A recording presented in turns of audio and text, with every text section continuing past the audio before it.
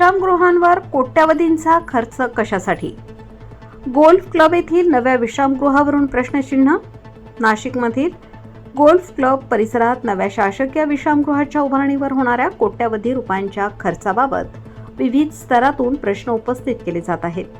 आधीपासून सार्वजनिक बांधकाम विभाग, जलसंपदा विभाग आणि जिल्हा परिषद यांच्या मालकीची अनेक विश्रामगृहे उपलब्ध असताना नव्या इमारतीची आवश्यकता काय, असा सवाल उपस्थित होत आहे. सामाजिक कार्यकर्ते गोसावी यांनी प्रसिद्धीस दिलेल्या निवेदनात म्हटले आहे की अनेक शासकीय विश्रामगृहे अपुऱ्या वापरात असून काही ठिकाणी स्वच्छतेचा अभाव, देखभालीतील त्रुटी आणि अपूर्ण कामे दिसून येतात.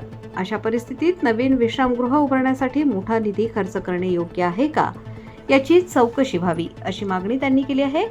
त्यांनी पुढे असा दावाही केला आहे की विद्यमान विश्रामगृहांच्या वापराचे, देखभालीवरील खर्चाचे, स्वच्छता ठेक्यांचे तसेच बांधकाम कामकाजाचे स्वतंत्र लेखापरीक्षण ऑडिट करण्यात यावे.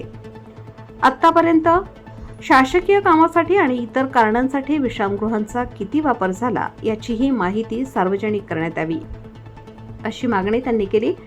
गोल्फ क्लब परिसरातील जुन्या इमारती पाडून नव्या विश्रामगृहाचे काम हाती घेण्यात आले असून त्यामागील गरज, खर्च आणि नियोजनाबाबत राज्य शासनाने स्पष्ट भूमिका मांडावी, अशी अपेक्षा व्यक्त करण्यात आली आहे.